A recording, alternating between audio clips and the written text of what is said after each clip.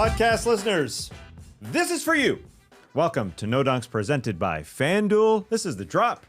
I'm Tess Mellis here in the Classic Factory. With me, it's the man in the middle, Trey Kirby. Ayo. Ayo. Hey. We got turns happening. We got turns. And men making the magic happen. It's JD. Hello. What's up, JD? Everybody wearing their baseball caps because we got a little baseball integration a little bit later in the show. While we hand out some awards, we'll get to worst of the week. We've got a lot going on. So let's get to things quickly here. Let's get to the 67th Wedgie of the season. It happened in Charlotte. John Fanta on the broadcast, he really liked it, but Brendan Haywood, not so much. Have a listen. Right before he arrived, and that's what happened for the Hornets. Bridges, they did corral, and a wedgie. You said in the first quarter this game's had everything. That was the one thing that we were without thus far. I think we could do without. I think we could do without the wedgie. Brendan Haywood doesn't want wedgies. How dare you? We're getting a lot of them. 67th of the season. Pace is 76. That's wild. We're getting up to that high. Yeah, I mean, 70 feels like we're going to get 70. Yeah, right. For the first time. Could we since we started tracking 80, Tass Mellis? Could we get 13 more? Am I dreaming too big? You're dreaming hard. I'm dreaming hard. I'm dreaming hard right now. Let's go for it. Yeah, Let's why go not? for it. It's reasonable now. Unbelievable. This is unbelievable. It's unbelievable how many things are happening. We're having a lot of wedgies. We're also having a lot of sports. That's Many. Yeah, you said it before yesterday. You're cheering for Illinois versus Houston. You know, we'll get to baseball and stuff, but let's start with a little NCAA love. Congratulations. Oh, yeah. You know, I'm a big-time Illinois fan. My dad literally is. The guy's texting me ILL all night long. Just ILL. ILL. Yeah, it's their chant. Everybody responds INI. You're spelling Illini. And a great win for them. I thought they were in control all night. Houston got pretty hot from three right at the end to make it close. But yeah, Wagler was okay. Like, he was having to be a point guard. He was just like playing on the perimeter. They were doubling him. He got rid of the ball a lot. A man named Mirkovic had a big game. Okay. And then Andrei Stojakovic was pretty solid off the bench. Page's For son. U of I. Page's son in attendance. They cut to him quite a few times. Oh, did they? Yeah. Nice. He was, I think Son is smaller than Peja, it appears to be. He was like, I don't know. He was a wing, but, you know, so was Peja, but he was like 6'10" and could shoot. I think this is maybe a third college for Son Stojakovic, Andrei Stojakovic. Oh. So I don't know what his future holds, but it definitely holds an Elite Eight berth for the Orange Crush. When are the Crush playing? Saturday at some point. Saturday at some point. Yep, that's right. As soon as you get a Against text. Iowa, I believe. I think that's who they got. Oh, okay. I think. I didn't check the full bracket. I just saw him win. Just saw him do the dance. Congratulations. Yeah, it was nice. Nice. I couldn't help but take in what was happening. I didn't watch any of that. But I was on late. But there's too many things happening. Many things. Nebraska had 4 players on the floor towards the end of the game. That's an all-timer for Fred Hoiberg. Yeah, that was bad. And Fred Hoiberg owned it after the game. But 4 players on the floor to let up a bucket. Yeah, at a crucial moment in Yeah, the game. That's very a tough. bit of an oversight by Fred. But a nice win for Iowa. I think they said this will be their first Elite Eight berth since 1987. It's a long time. Oh, my goodness. Nearly 40 years. Alvaro Fulgaris. Don't call me Bob Vulgaris. We're talking Alvaro Fulgaris. He's Mr. Cinderella right now. They're the only like high seed that's really left in the tournament after Texas lost last night on a tip-in at the buzzer. Iowa's a 9 seed, make it into the Elite Eight. They're saying the age of the upset is over, Tass. Oh, thanks to interesting. NIL. But this guy hit a big corner 3 to send number 1 seed Florida packing. And then I think he was the guy on the receiving end of the mishaps by the Cornhuskers as well, getting the wide open dunk that he turned into a 3-point play because a guy hustled back. He hustled back so hard he turned an easy dunk into an and one opportunity. Sometimes you shouldn't try hard. Any other college stuff? Because I got none. Yeah, a tip in to win it at the buzzer by a guy named Trey. Love to see that from the Purdue Boilermakers. cool. And then Arizona just dominated Arkansas. Like they were the team that won the most easily last night against a pretty solid Hogs team there for Arkansas. The Burries was solid. Yeah. The Arizona name That's a really good one. The player, that's he's Braden their lead. Burries? No. As Koa Pete? Koa Pete. Yeah. Yeah. He's a good draft guy too. Yeah. Yeah. He apparently he's very Burries and Pete. good. Burries and Pete. And then it feels like, I know this isn't true, but it feels like every team has a gigantic Lithuanian center. Yeah. Like a unit, something Eunice. They cut to the guy, he's at the free throw line, longest neck you've ever seen. But you look at him, you're like, oh, that guy, he plays for the Lithuanian national team. There are so many S's out there. So I totally believe what you're saying. He may be your favorite player. You're a big fan of long necks. I do love a long neck. And in college, you get some of the longest necks because they're height maxing in the NCAAs. It doesn't matter if it's legs or necks. They want you to be 7 foot plus. A guy who's goal maxing in hockey. Yeah, this is a transition. Just really quick. Talk to me about hockey. Not What's going on? Not a lot. I'm not going to say a lot, but Alex Ovechkin had a hat trick against the Utah Mammoth. That's a team. That's a team. I in part wanted to say Alex Ovechkin had a hat trick. That's cool. All-time leader in NHL goals. That is amazing. Yeah, he is. And he's, again, a hat trick at 40 years old. But also, the team's named the Mammoth on the other Utah side. Mammoth. I knew that they were looking going right? to be a team. I didn't know that they were in action already. I guess I'm out of the loop in the NHL. Yeah, there was Yeti was an option. Mammoth. That's cool. They were thinking about, I think they were just thinking about the Utah hockey team for a while, but Mammoth, yeah, it is cool. Baseball wise, Kyle Tucker's good, yeah, because he's got a four-year, $240 million contract from the Dodgers. Bo Bichette is playing for the New York Mets. JD, I know you're a big Bichette guy. I just wanted to mention that he was playing the Pirates. Crazy start for Paul Skeens, the reigning Cy Young winner. Got yanked after just 2 outs. He's lost it. It's over. Apparently he's still good. It was in part due to O'Neal Cruz in center field misplaying 2 fly balls at him. Lost one in the sun, and one he went in on. It went over his head, cleared the bases. He was yanked after 37 pitches. You just don't see that often in baseball for a young guy. Start to the season. A guy who can throw 102 miles per hour. He's really good. No Jays, no Braves yet, huh?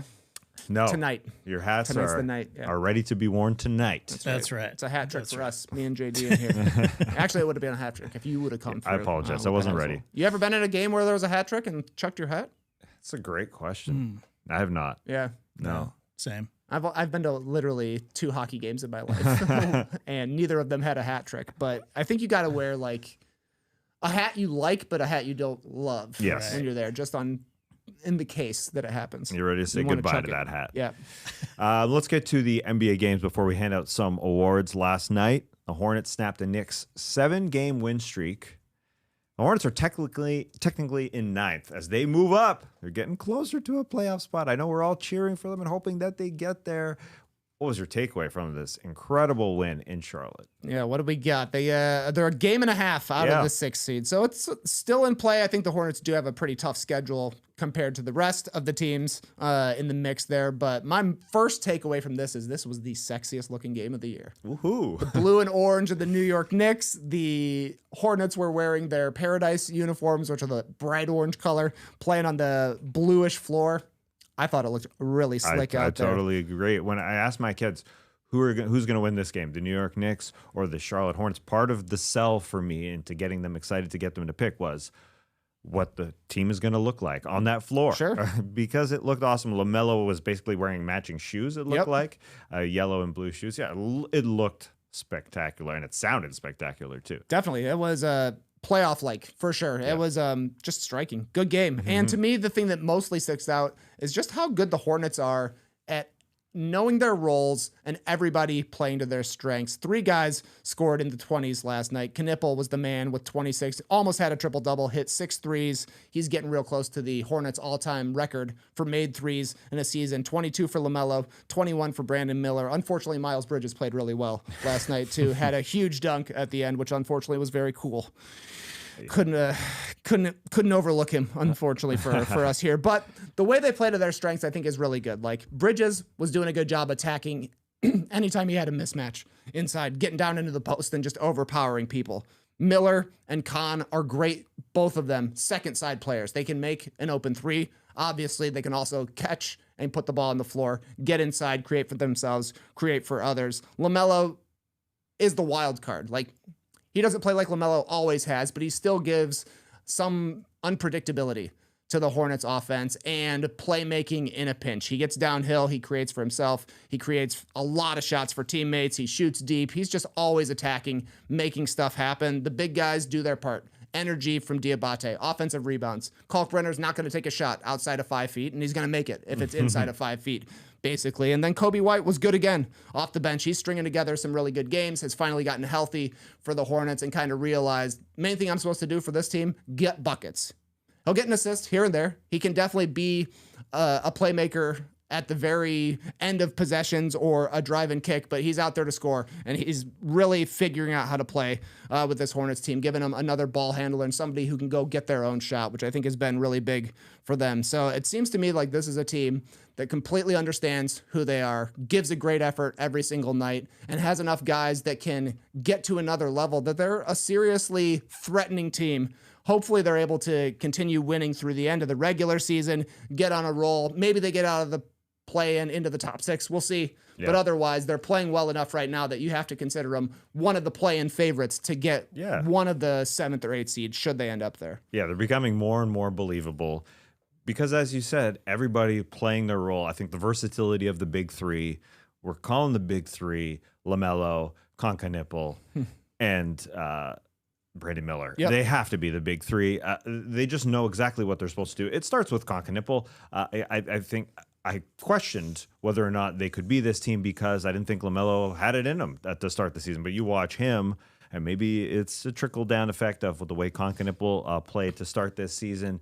But Con, I know he's labeled as a shooter, but I think he does a really good job at playmaking and making the right passes, period. He had 8 assists in this game. He just keeps moving it. Yep. And you could see he gives it to Brandon Miller to try and get him going.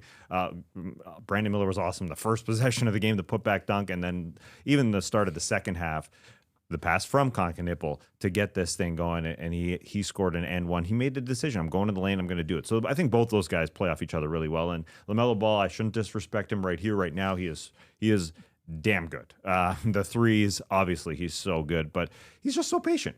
In offensive rebound, he'll say, you think, oh, I got an offensive rebound. He's just going to put it up because he can. Mm-hmm. He takes his time and realizes what the best option is. He plays at a totally different pace than I gave him credit for, and I think the sort of the typical, oh, this guy just comes up and shoots, he just gets everybody involved. So those three guys are working so perfectly together, and the whole team is just, they're absolutely pushing the pace, and you saw it in this game against the Knicks, who played the slowest pace in the NBA over their last 7 games that they've won, and it did hurt. I think if we're looking at the playoffs, the Knicks would be smarter than this, and they would get back. I mean, the Hornets just kept scoring fast break points, and the Knicks didn't have one until midway through the 4th.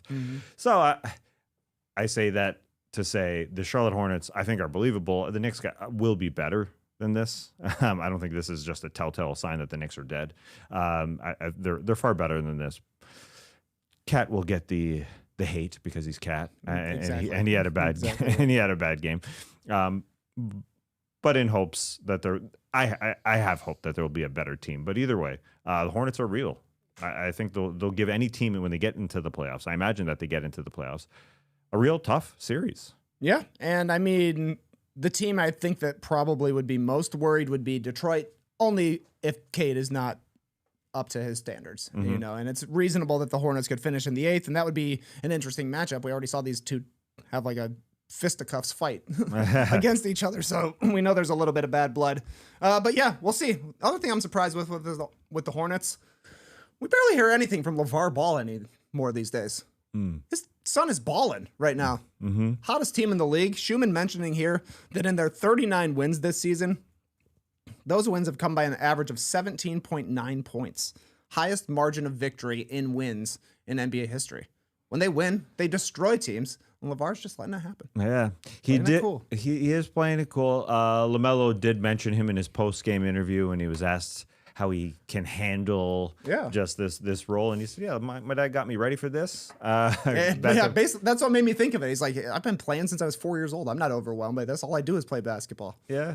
LeVar's in a different place. Exactly. Right. I guess I gave credit for LaMelo Ball being in a different place. I guess Lamar is too. People change. People change. Maybe. Great point. Okay, next game here of the 3-game sked we had on Thursday night. The Magic stopped a 6-game losing streak by beating the Sacramento Kings. Yes, they did. It got close, though. Yes, they did. All the way to the end. This was a no-win-win for the Magic, I think. If they come out and lose to the Kings, bad. If they beat the Kings, it's like, okay, you were supposed to beat the Kings. And if you struggle to beat the Kings like they did, it's almost in between. Like, you need this much effort to beat the Kings, who are playing DeMar DeRozan and Malik Monk. I don't know if we've talked about Malik Monk at all this season, except for when he was almost traded to the Warriors during the summer. But I was like, oh, yeah, that guy, he's still out there. DeRozan's still out there. 33 last night. Looked really good. And so did Paolo Banchero. He had 30. I think it's 3 straight games of 30-plus. For Paolo, Bane hit some shots. Suggs was back. He hit the biggest shot of the night. So I think encouraging that Paolo is on a bit of a run right now. He's been better in the second half of this season. Absolutely. Suggs is such an important player for them. And they're getting some decent minutes from Jamal Cain as well. I feel like we get fewer and fewer updates about Franz Wagner. So I'm not really sure what to expect from him for the rest of this season or going into the playoffs. To me, the Magic have to think of, this is our team going forward. How can we win? They were able to do it last night, even if it wasn't that inspiring. I find March games exciting because there's no guaranteed wins in March, in part because every single player on every single team is talented, but also because they got nothing to lose on the other side. And so you saw it happen with the Sacramento Kings, a guy who I said got his career high last year, our G League friend Daquan Plowden. Got it again, another career high in this one with a big 3 that he splashed at 50 seconds to go to give him that career high. Even the Orlando Magic broadcasters just couldn't stand it. They said, oh my goodness, just weren't happy with it. I mean, you see games from guys that you don't hear about a lot, like a Malik Monk who tried to take that shot at the end, or a Devin Carter who had a big first quarter in this game.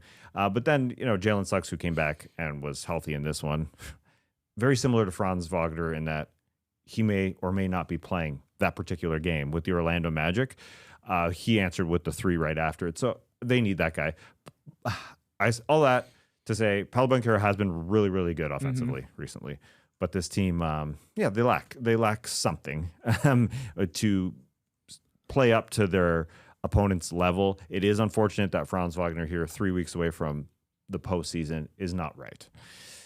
And you're right. Yes, it could be a situation where he literally won't be playing, to his capability or at all. It's been a long time. Yeah, he's been out for like 4 months with the sprained ankle. Yeah, what's going on? He had that. He came back He rushed back to play in Berlin, and then he was right back out. Yep. So yes, that is unfortunate for them. It's funny. We're talking about the Charlotte Hornets. We talk about the Magic. I think a lot of us more are believing in a Charlotte Hornets team over an Orlando Magic team who we expected to be really good at the beginning of the season. Totally. They took very different routes to get to the same record. And it feels a lot better if you're a Hornets fan than if you're a Magic fan. Absolutely. Speaking of really good teams in the Eastern Conference, the Detroit Pistons, they won. Jalen Duren, fantastic. 30-point double-double, leading the Pistons past the Pelicans. I don't have a lot of takes on this one, Tass. But I will say that a silver lining to Cade going down with an injury at like the worst possible time for him personally, for the Pistons, for the end of this season, going into the playoffs as well, is at least Jalen Duren and Danis Jenkins get a little chance to spread their wings and see what they can do with a little bit more offensive responsibility. We've talked so much about Cade this season and the load he carries for the Pistons. For the first 3 quarters, he's creating for everybody. In the fourth quarter, he tries to do it himself. But without him out there, they need team-wide contributions. And as you can see in this game, Duren was the man. It just looked like literal man against boys stuff playing against this Pelicans team that doesn't have a lot of interior resistance. He was just beasting guys down low. He was bringing the ball up. He was dribble drive scoring. He was scoring out of wide post-ups. He was doing it all out there. We saw Danis Jenkins have that great game against the Thunder. That's going to matter a little bit in the playoffs, because one of the questions we've had about the Pistons is, after losing Schroeder last year, after losing Beasley, where do they get their offense when things get tough? At least these 2 guys are getting a little bit of a run here to see what they can do. It'll be different in the playoffs, but at least they're getting some experience right now. So I think that's good. And I would also say Cade going down with injury has given JB Bickerstaff an opportunity to see what he's got in Kevin Huerter, because Huerter at the trade deadline was basically out of the rotation. Bickerstaff was talking about how, like, yeah, we've got a really deep team right now. They didn't trade pieces away that would clear a spot for Huerter, but now that Cade has gone down with an injury, Herter's actually able to get on the court, played really well last night in the start, 22 points, hit 4 threes. He's the only move they made, so it's good that he's at least getting a chance here. I don't know what he'll do in the playoffs, but you would like to at least see him playing with the other guys, and he's getting a chance right now. Yeah, and I think he's better than just a shooter, as he's sort of labeled as. You could see him in this game making plays for others, finishing, obviously, but I think he's a really good playmaker, and it wasn't just last night. Even though it's kind of flying under the radar since they acquired him, and since JB Bickerstaff said we don't really have the ability to get him in practices just because of time, so it's unfortunate. But you look at him, and the guy just goes out and makes plays whenever he gets on the floor. 4 threes in this game, but he had more twos, surprisingly. Well, he'll get into the lane and he'll make plays. So he could be a guy beside Cade Cunningham to play at the end of games. I think it is a possibility. Yeah. I've always said Dennis Jenkins is going to be the replacement for Dennis Schroeder at the end of games as a possibility. There's lots of possibilities here. Who are they going to play? Are they going to sit Duncan? Are they going to sit Asar Thompson? But in this case, they could play this guy. And I will say Jalen Duren, where he can grow and be a better number 2 guy, was pretty evident in this game. His passing was really good here. He looks like a center that would be typical for like the 90s and 2000s because he's a beast. But now he looks like he could be sort of a modern center, the way he short rolls it and he makes great reads and the kickouts. 7 assists in this game, so that's where he can grow. We'll see. All those guys we just listed, who's going to help out Cade when it comes to the playoffs? If Cade is there, I guess that is a fair question at this point. But lots of bodies, lots of names, but lots of questions here with the Detroit Pistons. We might see them against the Charlotte Hornets in the first round. That'd be great. That would be really, really fun. All right, moving on from yesterday's sked to something we're having a little fun with here. A little baseball fun. A little baseball twist. I want to hand out some awards with a baseball influence.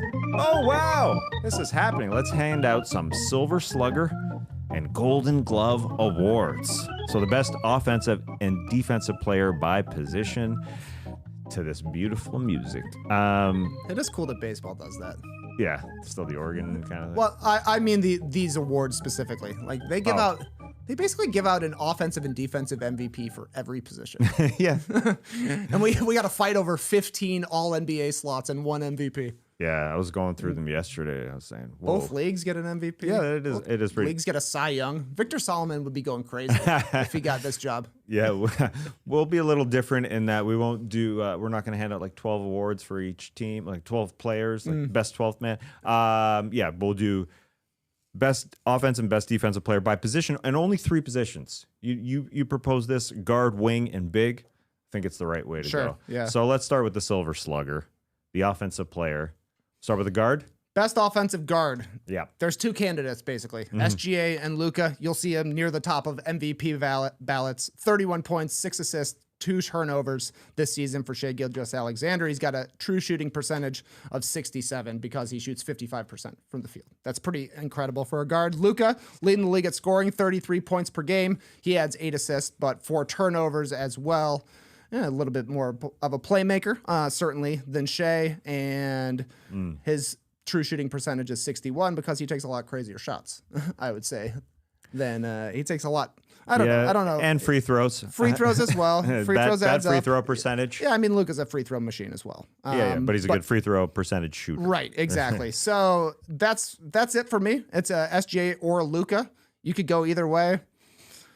But man, I think it's SGA, but maybe it is Luka. I'll vote for SGA. Oh, that's a twist. Yeah. I didn't see coming. Yeah, he's. If he wins anything, it's definitely, and why I'm saying this is maybe because it's influenced you, because influenced me the last month or so, the difficulty of shots, those fadeaways from 3, even though Shai's hitting plenty of threes, and maybe just the social media influence that Luka has. I get that, but I think it has to go to the guy having his best season. Shai is having his best season offensively, and he's the best player on the league's best team, and I think that should factor in here to our silver slugger. So he gets it for me. He makes the most shots per game in the NBA. Okay. Very, very, very, very slim advantage over Luka. I mean, it's literally decimal points. It doesn't really matter, but I bring that up because people will say, I mean, he does it at the free throw line. That's how he gets to the points. That's how he's second. You know who makes more free throws? Or who takes more free throws, I should say. Doesn't make them. Takes more free throws is Luka. Luka takes more free throws. Yes. And yeah, Luka's number one in scoring, but because Shea is so efficient, 56 from 2, 39 from 3, 89 from the free throw line, he's got that higher true shooting percentage, as you said. Yeah, to me, he's the guy. But obviously, Luka's. Yeah, this is one of the toughest choices, I think, of all the breakdowns we're going to have here. Yeah, and I understand why more people will love Luka because of just the way he plays a little bit, like you said, but very difficult. Should we move on to the wing? Let's keep rolling. All right, the silver slugger for the wing. Trey, who you got? This was another two candidates one for me. Kawhi Leonard is in the mix, 28 points, 3 assists, 2 turnovers. He's just out there scoring. 63% true shooting this season for Kawhi. And the other guy is Jalen Brown, 28 points, 5 assists, 3 turnovers, increasing his playmaking this year. He's got a 57 true shooting percentage. Do you want to call Jalen Brown a guard? I don't think so. I mean, he plays with 2 other guards a lot of the time, and Derek White and Peyton Pritchard. So to me, he's wingy. You've gotten more from Jalen this season because Kawhi missed some time at the beginning of the year.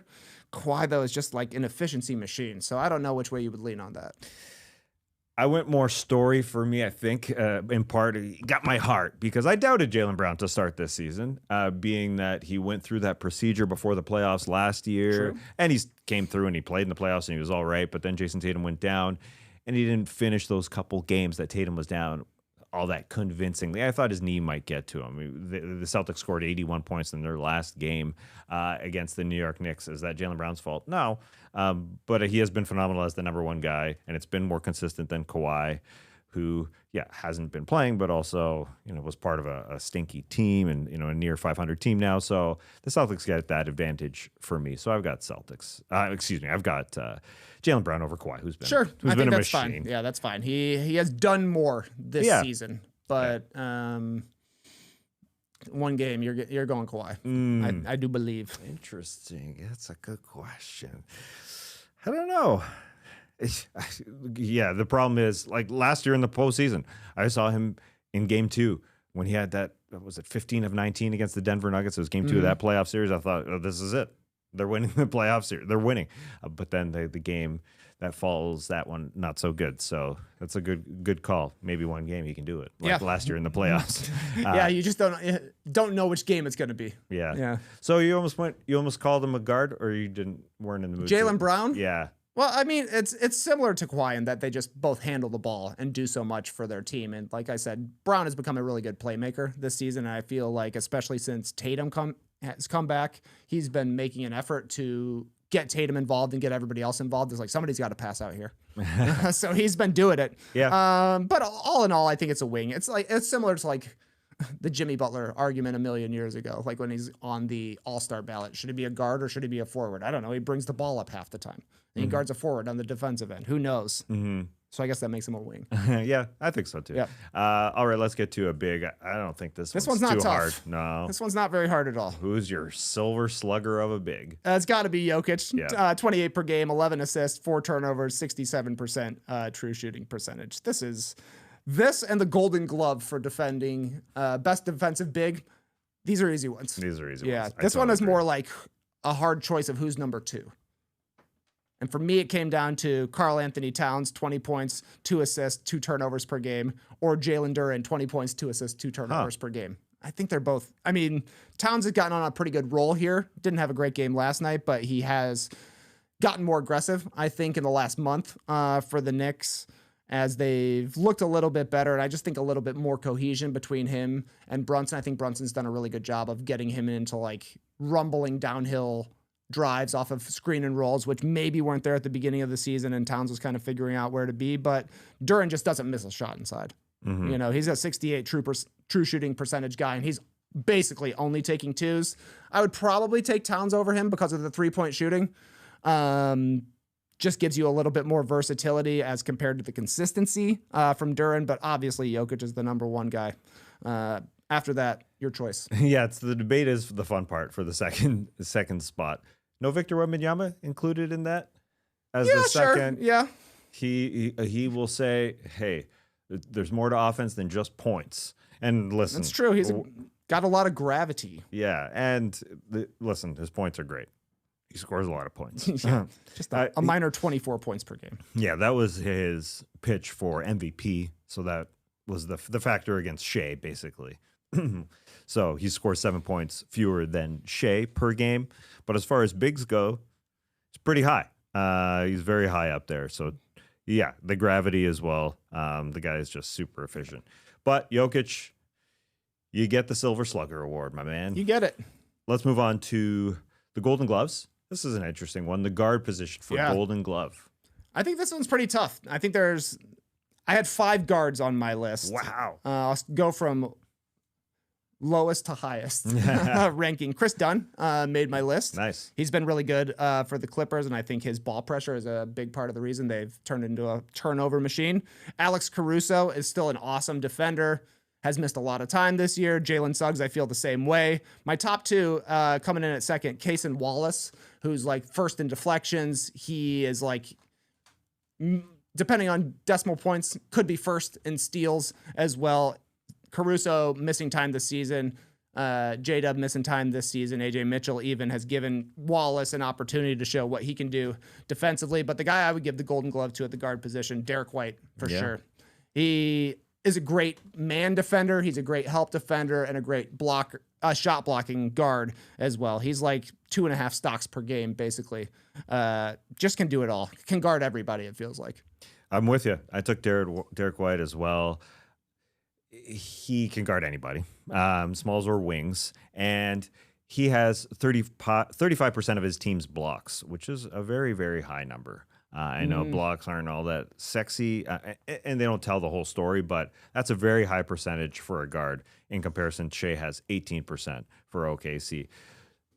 In part, that's because, Derek White has to do a lot. And Shea can get covered by guys and gets covered by Chet Holmgren. While Derek White, even though Kata has been really, really good, has to do a lot. And I think that's what happens with the defensive player of the year. That factors in here. Like Chris Dunn, as you mentioned, he doesn't have to do much on offense. Yeah, totally. He is so good defensively. But I always find these awards, because I always vote on the Golden Glove Defensive Award. But no, I just mean just the Defensive Player of the Year. I vote. It's a lot on feel for me. And you brought up good stats. The hardcore stat is the defensive win shares of guys that have played a lot. Derek White is 4th in defensive win shares, only behind Chet, Wemby, Shea. Okay. And so that's extremely high. Shea's up there because of, you mentioned Cason Wallace, that team and how good they are, and that's part of defensive win shares. I don't know the actual formula for defensive win shares. No, I never will. I don't think I'm going to look into it too hard. But apparently I'm not going to figure it out. I'm with you. I'm just going to read the number. Just going to do it. Yep. If it's a good number, I like it. True shooting percentage, I think, is as far as I'll go. Like, I know it's about 2s, 3s, and free throws. Yep.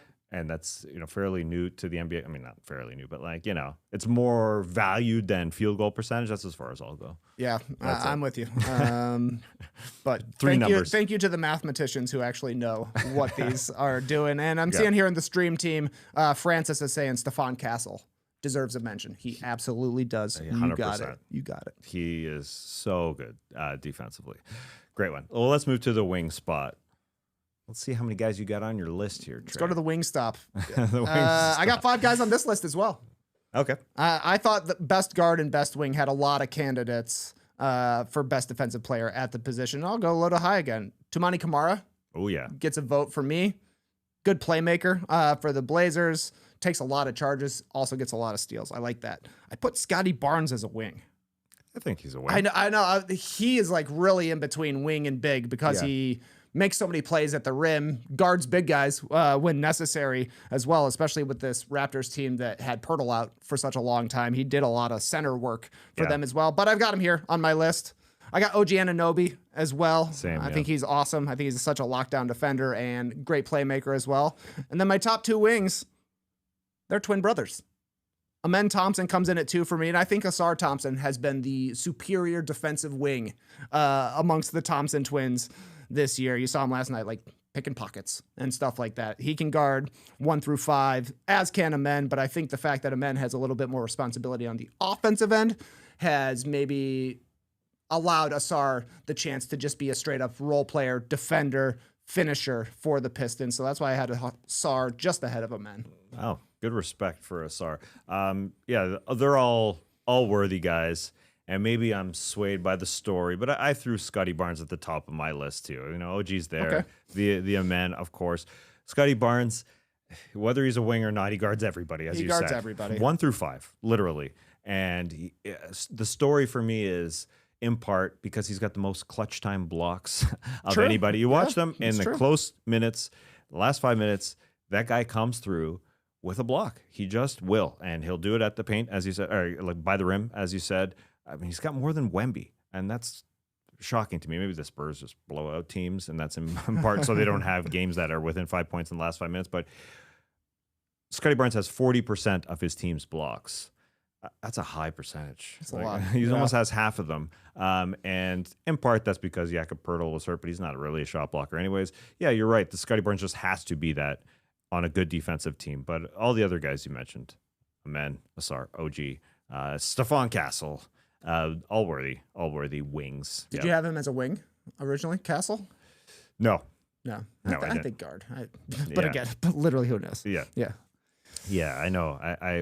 I was all excited about having these different positions and how we have small wings and bigs, but it's become a little it's tough. But you want to start over and do just a point guard, shooting guard, small forward, power forward? No. This is good. This is good. Yeah, I got Stephon Castle as a guard. I agree. Yeah. Let's get to the big. This one's easy. Yeah, this one's easy. Who's got the Golden Glove? Yeah, I'm going Wemby here. I think this one's going to be Wemby for me. He's like the only guy that's ever made defense cool. People like talking about defense because they like watching what Wemby is able to do out there. I guess Dwight Howard had a little of that. I guess Ben Wallace lended an air of toughness to the defensive assignments he brought for the Pistons back in the day as well. But Wemby is such a good defender that he's leading the league in blocks and has people trying to brainstorm ideas for a new statistic just because of all the shots he influences of people coming into the lane and realizing, I don't want to be blocked at this moment. I'll try something else. So this one's an easy one. And just like Greg Maddux on the mound, I think Wemby's going to rack up a lot of gold gloves during his time. Yeah, Maddux had a lot of gold gloves. Yeah. I mean, it's a little odd that pitchers get gold gloves. I mean, it's important, I guess. It is, but also I feel like the pitching itself is part of the defense, don't you think? Like interesting. Throwing the beautiful pitches is the first step in having a good defense. Sure. If a guy strikes out 27 per game, give him the gold glove. He's not allowing a single hit. That's great defense. Very good point. Defensive win shares. Greg Maddux would, I guess. He was all about the stab, like the quick. Yeah, he was good with the gloves. Yeah. Very good. You mentioned him, Wemby, altering shots, and we debated the name for those. We had that mail question earlier this week. We were high on nopes, like he had 6 nopes, but there were some more suggestions that came through because of our question. The U-turns was pretty good. I like U-turns as well. Yeah, because you could see that in a box score. I mean, it really is subjective, and the scorekeeper would mess that up. We'll get to a scorekeeper messing things up in worst of the week coming up, but U-turns is just. It's damn good. It is pretty good. Yeah. What was the equestrian suggestion that we got? I'd have to check our comments, but somebody said because of how it's because of something in equestrian. Yeah, I forget what it was, but it's basically they're equating it to the horse being like, I ain't jumping over that obstacle right now. Yeah. No, thank you. Yes. This is it. It comes from equestrian events when a horse refuses to jump a hurdle. Yes. Jump a hurdle. He like turns away from the hurdle. Okay. Yeah. Langusta. Thank you so much for that. Langusta. One. Yeah. And I did want to mention, just because we were talking about Scotty Barnes and we were talking about NCAA a little bit earlier, and you mentioned there's no way you should draft a player who came off the bench in college. Yes. Why do that? David Burke chimed in yesterday and said Scotty Barnes was a 6th man in college because he only played 1 year at Florida State. It was a good draft pick. Very good. That's great. Masai, you're the king. You should still have your job. Great draft pick. Scotty Barnes is one of the most infuriating players to me because now that I'm hearing this, Yes. it makes him even more similar to Patrick Williams. They went to the same school. They were both drafted 4th. Apparently, they were both 6 men for their college teams. Oh. And one of them's awesome. And it's not the one of the Bulls. Yeah. Scotty was just a 1-year guy at college. How many did Patrick Williams have? You guessed it. Just one? Just one. Oh, that's just a bad pick. They are twins, and not in a good way. I like this stat from Schumann here in the stream team. Victor Wembanyama has 11 of the league's 16 games with 10-plus steals and blocks. So stocks added together, 10 and more in the last 3 seasons. Nobody else has more than one. He's done it 11 times. That's a good stat. Yeah. He's going to, by the end of his career, Schumann's going to have a ridiculous notebook full of Victor Wembanyama is the only guy to do this. Victor Wembanyama is the only guy to do that. Damn good. And the thing is, sometimes we devalue steals and blocks because the steal's extremely high. But when it comes to Wemby, there's just the non-statistical factor in those statistics that you factor in. And Schumann will have an extensive index. Man, I forget what website I was looking at yesterday had percentage of blocks recovered, like not blocking out of bounds. You're blocking and your team actually gets it. That was good. Donovan Clingan ranked really highly on that. He can get a second place nod at some point in his career. I think Clingan is good. He would not get second place this year. Gobert is probably the guy, though I would hear cases for Chet and Beef Stew as well. Yeah, this is the year that you hope Victor Wembanyama doesn't play 65 games if you're trying to get the defensive player of the year. It's like it's the last one because they're going to get rid of that rule. And here he is. He's at 58 games, so he only needs to play 7 more. I'm doing math. 7 of 9, so he's good. Okay. Well, yeah, he's probably gonna do it. I found my website. Big shout out to Data Baller, one of the best stats websites out there. Of the guys who are like very high on the blocks list, blocks per game, Wemby is obviously leading. The Spurs also recover 62% of his blocks, which is the highest number I've seen until we get down to Derek Lively, who has barely played this season. So not only is he leading the league in blocks, the Spurs get all of his balls back. Yeah. That's pretty good. That's a good one. That's Bill Russell. That's what every high school coach would tell you. When you block it, don't just smash it out of bounds. That's a worthy Keep stat. it in bounds like Bill Russell did. I'm like, you're right. I should be like Bill Russell, Coach McNamara. I should do that. There should be an additional stat to guys who just clutch their blocks, like a snatch block, like actually just. That's the coolest block there is. Yeah, it's got to be out there. Yeah, like that Ace Bailey one is standing. Snatchers. It's in my head. All right, let's. Good awarding. Yeah, it was good. Pleasure awarding with you. Pleasure awarding with you as well. We'll get to worst of the week after this break, but first, a quick word from our sponsor. That's right. Right now, new FanDuel customers can get up to $300 back in bonus bets every day for 10 days if your bet loses. Here is how it works. Place a tournament bet using the token. If it doesn't win, you'll get up to $300 back in bonus bets every single day for 10 straight days. That's 10 chances to play all tourney long. From game props and money lines to spreads, totals, futures, and more. You can even mix things up with same-game parlays for a shot at a bigger payout. However you want to fill out your bracket, FanDuel makes it easy to stay in the action day after day. So visit the FanDuel Sports app today. FanDuel. It is time to dance. It is time to dance. New favorite after last night, Tess. Arizona moved into the lead in FanDuel. They were plus 240. Last time I did an ad read, it was Michigan. But Arizona looked great last night. So that's the odds to win the whole thing. Odds to win the whole thing. Right now we got Arizona, followed by Michigan, followed by Duke. They're the 3-1 seeds remaining. Makes sense. Do they have an easier way to go? I guess because Houston's out. That may be a factor, but yeah. Okay. I think Arizona's actually on the other side of the bracket from Houston, if I'm thinking correctly. But Illinois is plus 700, 7-1. That's not bad. They've got Iowa, so Iowa's obviously playing pretty well, but Final Four berth potential. Yeah. For the Illini. All I know is Big Steve's got to be happy. Can't wait for your ILL text coming tomorrow. All I know is I'm cheering for St. John's tonight against Duke. That's all I know. Sure, the Red Storm. Because I do want them to get to their first Final Four. It's not quite Iowa, but it's like 30-ish years since they've been there. Yeah, probably like Chris Mullen days, Bill Wennington days. I have no idea. But yeah, good luck to St. John's tonight. Good luck to them. It's time to get to Worst of the Week. Ladies and gentlemen, the worst of the week. Nikola Jokic had 19 assists in a game. Yeah, he almost had a triple 20. But how many of those 19 assists were actual assists? You're going to watch them with us right here. They weren't. I know what happens to a lot of players.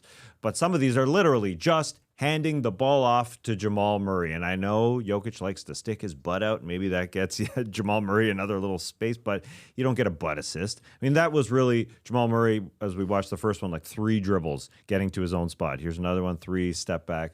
Okay, I guess that was another handoff. I cut this. It's being shared on Twitter, but I cut to just the dribble handoffs because that's really just a handoff. And so there's not much to it. I mean, there was just one dribble there, and this was probably the best one because it wasn't a handoff. It was a pass on the fast break. But look at what Jamal Murray had to do.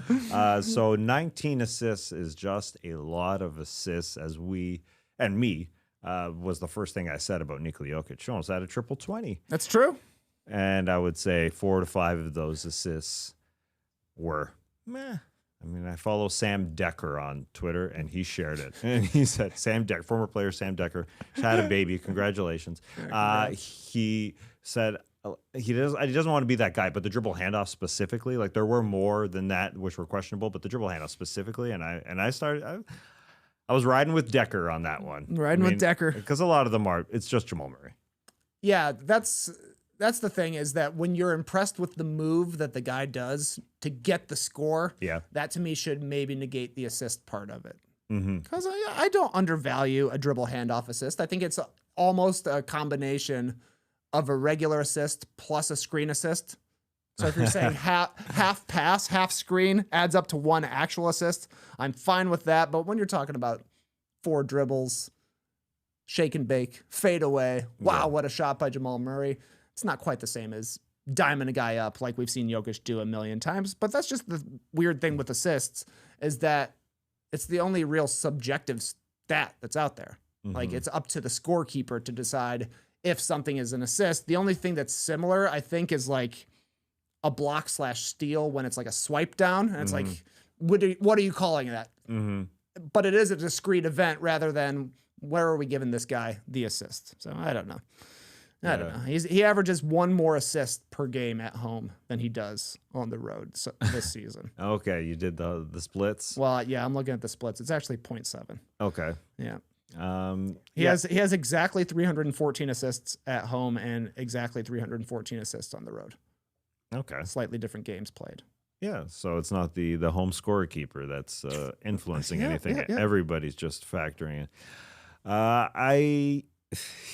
I wanted to try and give Jokic a little bit more value per assist and say, what about the gravity that he's out there and maybe both guys are just going a little bit closer towards Jokic? But at the same time, you're not just trying to get all over Jokic at the 3-point line because he's going to fire away threes. But maybe you are. I mean, you're just watching him more.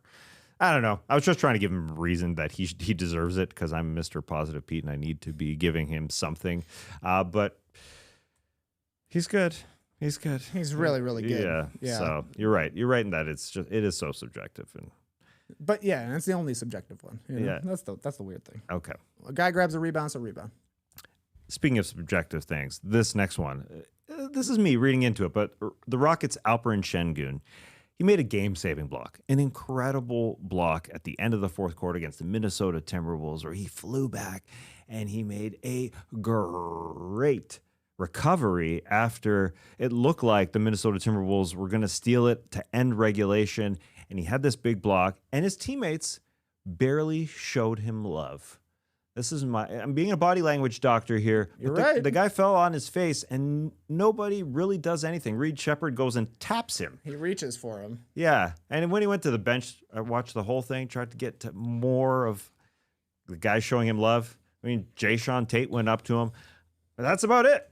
There just wasn't a lot of, you are the man. Literally, they're just walking off the floor. Is it because they were more disappointed that they created a turnover and they were kind of focused on that, or that they gave up the lead, a game they could have won?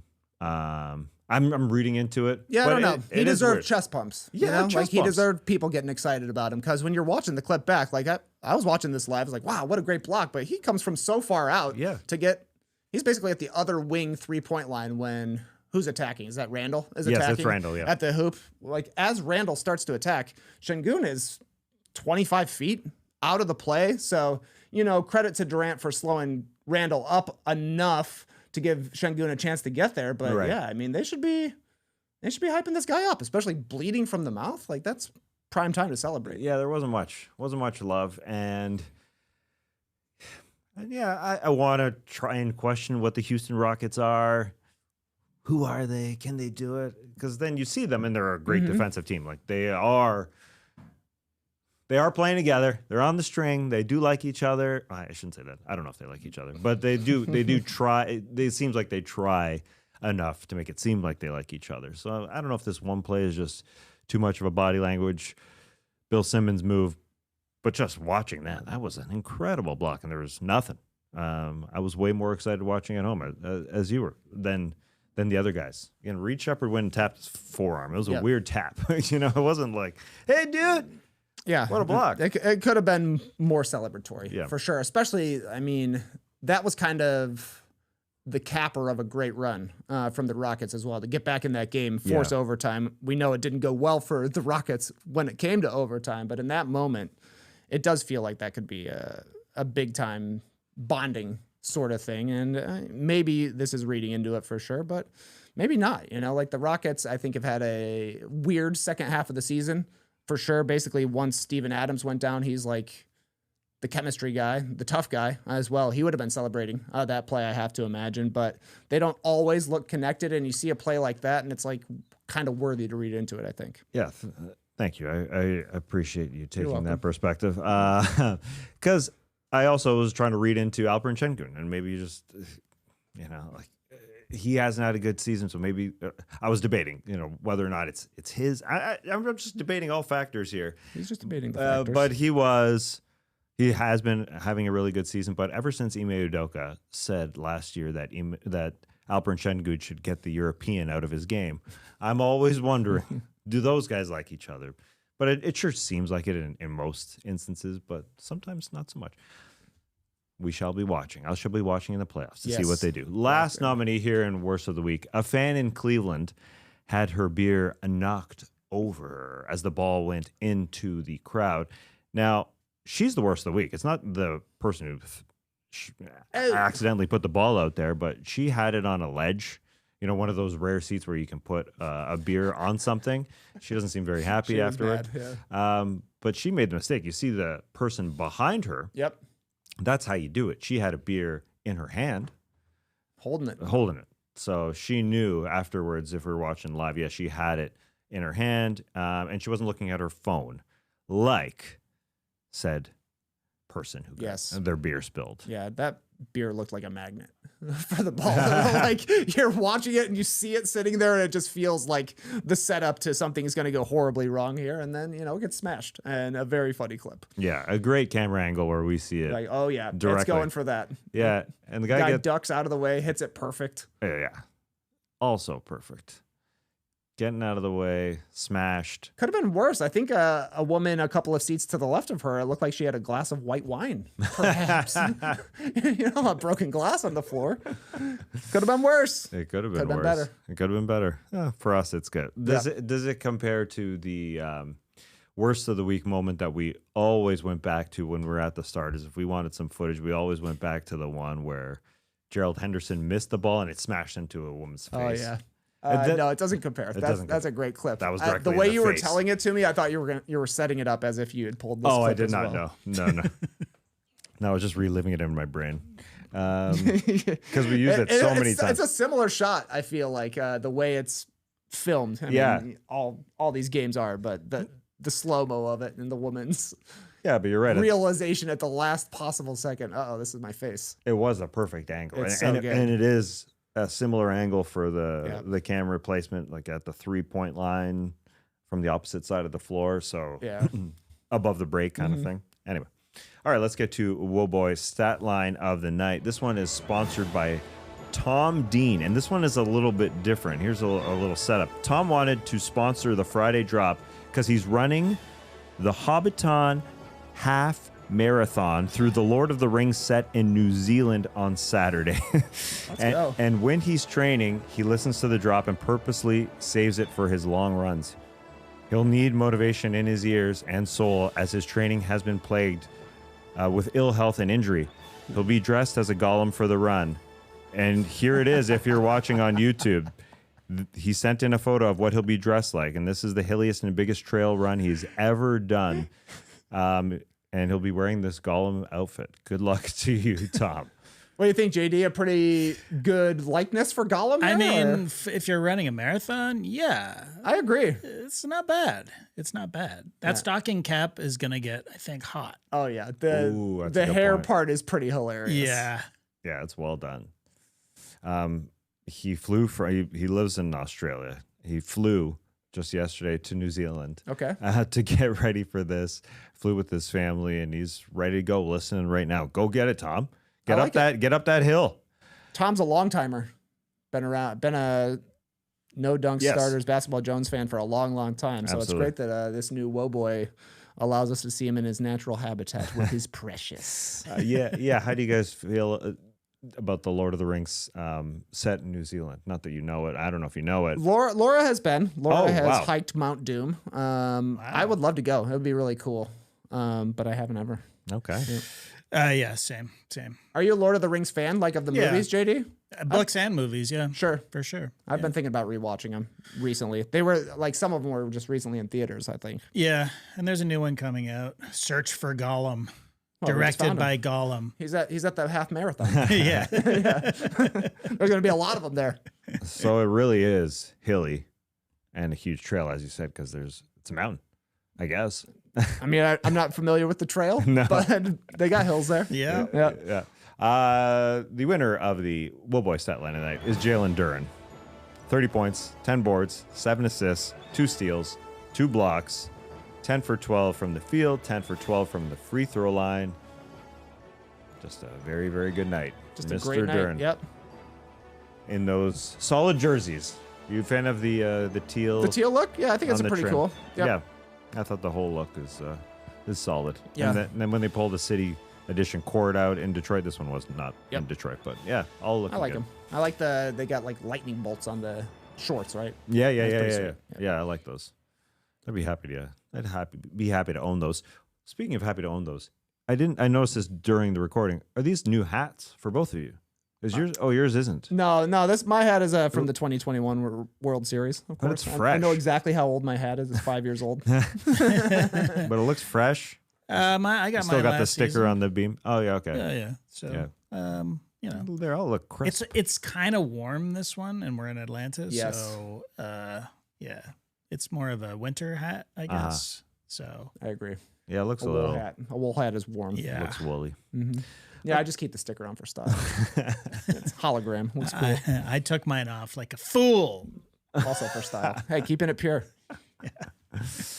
You're still cool, man. All right, let's get to pick'em of the night. Atlanta's going to Boston. Most of the lines are biggies. Big boys. Not this one though. It's a 5.5 point spread for Boston as the favorite, so they got to win by 6 or more. Atlanta coming to town, and you got them, Trey, to cover that while Skeets and I are taking Boston. So Yeah. I don't know. they can lose by 5 or fewer. Luckily, I got the win last night, my first win in a week, but I felt a little bad when I saw that you picked Boston. Like, oh, Tess has been pretty solid No. this month. He's been on fire, and I've been losing a lot with road teams, so I don't know. I think the Hawks can win and they get the points. So Yeah. We'll see. My strange reason for taking Boston in this one is that the Hawks host Boston on Monday. Okay. So Boston will take care of this, and then the Hawks will have a good game on Monday. Well, and it's a weird schedule for That could be. Boston on Monday. They play at Charlotte on Sunday and then come to Atlanta the day after, so Atlanta's going to have more rest. But I could be wrong. But it does matter tonight because Skeets is only 2 games behind you. I guess if Atlanta wins, then it's over. As we get here to the end of March, we only have 2 Good games, point, Monday and Tuesday. So Skeets needs this, baby. Yes, we shall see. You didn't want to pick Bulls versus Thunder? Yeah, I almost did. 19.5 point favorites, the Thunder. The last one we had was, who was it? It was Kings were 17.5 point favorites or underdogs against the Hornets. Is That's that what right. it was? And That's they won right. by like 50. Yeah. Yeah, I think the Thunder could still cover that. Yeah, otherwise. Definitely could. Yeah, they're all monstrous. There was Miami at Cleveland. That's also a 5.5 point spread. Uh-huh. But otherwise, everything's big. We got 1, 2, 3, 4, 5, 6. Oh, I can't even say 6, 7 when I want to say 6, Oh, 7. man. Six double-digit spreads tonight. Like really big ones. So those are our small ones, but Atlanta Boston should be a good game. Good game. Oh, we missed shouting out 6-7 for the Wedgie. How could we do that? How could we possibly Good miss call. that? That's too bad. Fucking boomers over here. No, we're. I think we're so young that young people don't even think it's cool anymore, right? Oh yeah, probably. Maybe They're not. probably getting past it. Yeah. Yeah. No. Isla they're- told me she needs to change the name of her playlist she has in my Apple Music account, which is currently 676767 Skibbity. She's like, I need to update that. To what okay. though? Yeah, Find out what. Yeah, exactly. Tune in on Monday when I find out the new hip slang for 5th graders. Well, I hear Zoe go from 6-7. She goes 6-7, 6-7, 4-1, I think. 41 is in the mix. Oh, is it? Yep. Okay. I've heard it. I've heard it. I'm not sure what's Yep. going on there. And then there's a third one too, like a real quick. Might even be a single digit number. Might even be like a 5. That's I don't know crazy, what it man. is. How could you possibly? No, but people are still pulling out at NBA arenas. Like Right. the in-game arena thing is still 6-7. So it's still alive. It ain't over. It ain't dead. Shout out to Skrilla. All right. Shout out to Skrilla. Let's get to our rapid fire fun here at the end of the drop. Trey, That's you got the right. questions. Got the questions. All 3 of us are going to answer. CJ McCollum wore a pair of custom Doug Funny shoes this week because Doug is one of his favorite cartoons. It's great. If you really think about it, CJ McCollum kind of is the Doug Funny of the NBA. Guys, what's your favorite cartoon? Well, I still say Aminal instead of Animal, which was a character in Tiny Toons who always said that. So Tiny Toons has been an influence in my life. Yeah. So I still pull it out. I won't pull out a 6-7, but I'll pull out something way older. I literally will say the word Aminal. Aminal. Because it's fun to say that. Tiny Toons was a hit. And I Tiny think, Toons. And it was, for me, it was like a little older. So it's the freshest one. It was like 10, 11, 12 years old. Like, I'm guessing. Maybe I'm wrong. Yeah, sure. Hold on. What's Tiny Toons? I don't even know. It's Looney Tunes, but they're smaller. Oh, okay. Right? Yeah. Yeah, they're different. It's like a, Young- small- a they're reboot smaller. of Looney Tunes, basically. Yeah, but the characters are a little different. Okay. They're different characters, and they're smaller. Yeah. But it's a kickoff. You got Buster Bunny instead of Bugs Bunny. Okay. Yeah, Wow. thank you for I'm bringing me back. Yep. I'm just Googling. No, thank you for searching. Plucky Duck, Hampton J Pig. Yeah, it's a spin. Next generation of tunes. Totally missed this. This was when you were 10? I guess. I don't know. I was in Greece, I was in Greece. not watching TV. I'm guessing. I mean, maybe I'm shooting past it. Yeah, I'm trying to. I'll do the Original math for you. release 1990. Okay. right. Yeah. Yeah. That's Yeah. Wow, and it's called also known as Steven Spielberg Presents. Tiny okay. Toons. Yeah. Okay. Steve. Now it's coming back to you? Yeah, well, because it was sort of after Animaniacs, Yeah. I think, Oof. which also Spielberg was involved with. Wow, really? I think so. Yeah. The Golden Touch. I could be wrong. I could believe be you. wrong. No. Nope. Also known as Steven Spielberg Presents Animaniacs. This guy was Okay. presenting everything. Yeah.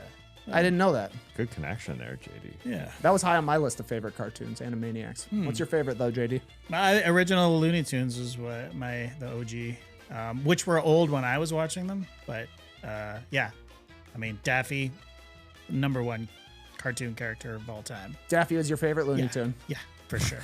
Absolutely. Strong opinion. He's good. I great. agree. Looney Tunes is awesome. That's why Yeah. I am excited when they bring back Space Jam. You know? Yeah. I'm like, I just like seeing them. Yeah. And like the gags are still funny. Yeah. Mm-hmm. And there's the guy that is doing the voices now. Used to be Mel Blanc, but now it's Eric Bauza, who is Canadian. Pretty good. He's pretty close to doing Bugs, Porky, Daffy, all of them. So Nice. Yeah. So Mel Blanc did all the originals. He Now did. this guy has to do all the originals. I don't think as he well? has to do all of them, but he he can. Nice. He's a very talented man. Yeah, I almost pick Space Jam 2 as my favorite cartoon because of it's been the most recent one. It's not really a cartoon, but it's, kind of. Digital cartoon, yeah. Yeah. It's good to hear it's it's part of the tree. It's part of the Looney Tunes coaching tree. It absolutely is. Yeah. Did you guys have Ren and Stimpy? Did that make yeah. it? Yeah, Yeah. that's on my list for favorite cartoon. Just gross. Just a gross show. My dad hated that we liked that show. Because I think it would always like zoom into zits or like weird hairs and that kind of stuff. The log song was awesome. I loved Ren and Stimpy. Totally. Celtics' Hugo Gonzalez has been spotted carrying the board game Catan onto all of Boston's flights this season, but he never plays and calls himself the Catan hater. Apparently carrying the game is part of his rookie duties. I love that. They make him carry and he never is allowed to play. He's like Rudolph the Red-Nosed Reindeer, trying to get in those reindeer games. Guys, what board game would you make a rookie bring on every road trip? It is Catan for me because You like it? I do like it. I played it for the first time. I remember where I was. It wasn't long ago. It was a Labor Day trip, staying in a nice little house and somebody pulled out Catan. It was like a year and a half ago. And it's just fun. It's a great strategy game. It's a good game. It's just really, really solid. So yeah, I'm into it right now. Nice. Yeah. Mine is Risk, but game love in Risk, progress, right? Like the rookie has to carry the game. Oh, okay. We Because started the game. you never end it. It never ends, right? Yeah, we Like, started in Denver. Now we're going to Utah. Exactly. So just getting on the plane without moving anything.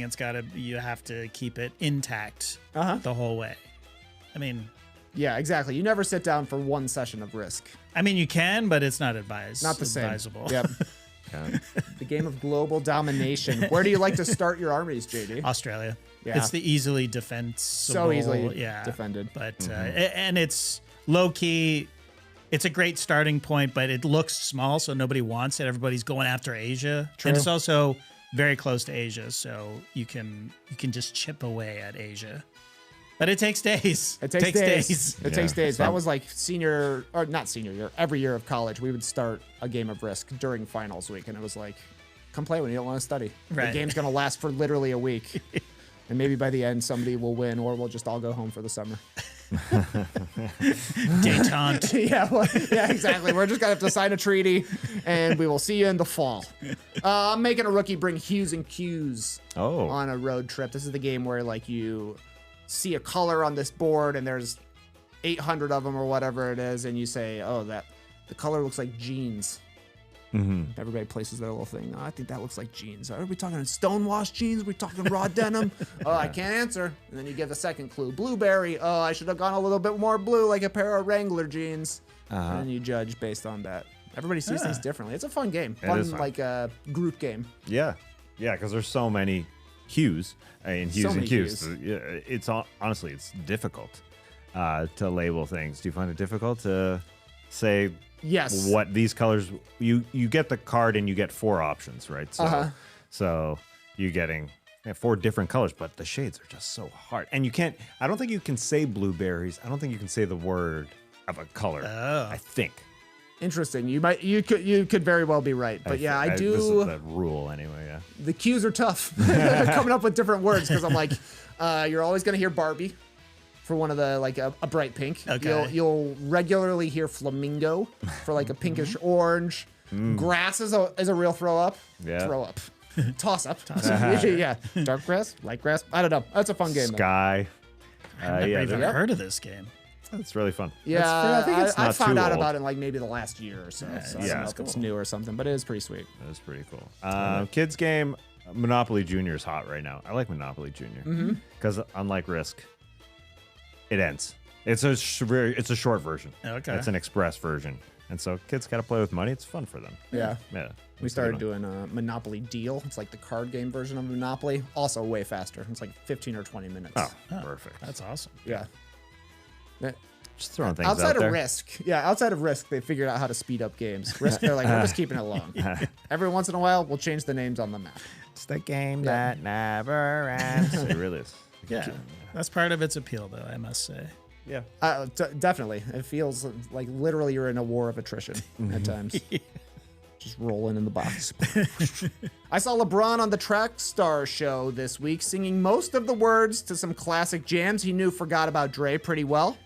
Bombs Over Baghdad, more of a challenge, very fast rapping.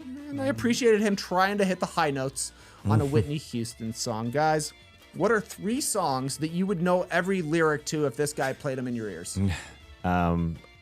My 3 would be Durock Wilder by Method Man and Redman. Great one. I love it. Mr. Boombastic by Shaggy. Yeah. And Beware of the Boys by Punjabi MC and Jay-Z. Do I actually know the words? No, I don't. But I think I do. And I will bust it out and offend some people, I'm sure. But yeah, those are my 3. Great choices. I've heard you sing all of them. Yeah. Yeah, for sure. I was wondering if you were going to include the reggaeton song that has the lyric "tightest hole in my life." No. Which I didn't know that was the lyric until I heard you sing it. What a song. Yeah, what a song. Yeah, that one's number 4. JD, what are your 3 songs? Okay, so these are the songs that I, if you're at karaoke, I don't have to look at the screen at all. Weird ones.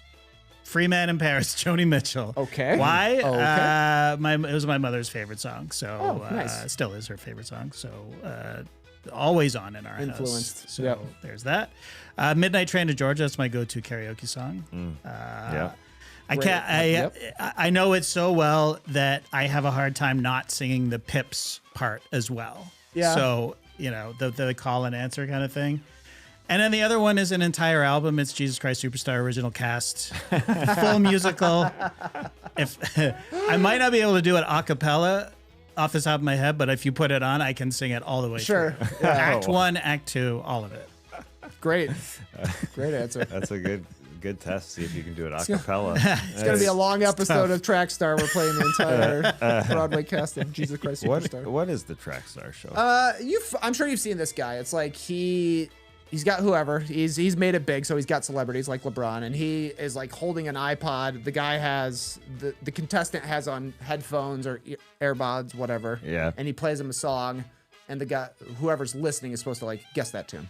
What song is this? Why do you like this song? That kind of thing. Okay. Yeah. All right. Fascinating. Yeah, that's pretty cool. I've seen some good ones. I've seen some boring ones, just like any internet content, except for this show, all classics. My 3 songs are That's Amore, The Humpty Dance, and Bling Bling. Great one. Yeah, I didn't know if I still knew every word to the Humpty Dance, and I played it last night. Yeah. Still got it? So good. Yeah. Went to the side like my legs was broken. Like it's just a weird song, man. Yeah. Yeah. He talking about his nose almost all the time. He once got busy in a Burger King bathroom. That's Amore. Humpty Dumpty. Humpty Dumpty. I do know all the words to. Yeah, not to brag. Yeah. And then Bling Bling by the Cash Money Millionaires. Of course, yeah. Yeah, nice. Every time I come Nice. around your city. Good stuff. Good rapid fire. Really quick. Very quick. Really, really quick. That's it for us. We'll be back Monday. Cover the winners and losers, or the anti-tanking. We got to talk about it. Yeah, we will. It's going to take an entire weekend to digest exactly the ins and outs of these percentages and that kind of stuff. Yeah, these new policies that will be discussed among owners. That was just dropped as we started recording here. You can't give us that news at 9 a.m. No, it's too soon. Too soon. Too early. Yep. Way too early. It was literally like 9:50. It was literally like 10 minutes before. Yeah. No, not gonna happen. Can't happen. We'll be back Monday. But for now, Clipper Bros. You heard it here first. Have a great time. Turn up. Love you guys. Awesome. Thanks for joining us. And remember, every time I come around your city, bling bling. Bling bling. Goodbye.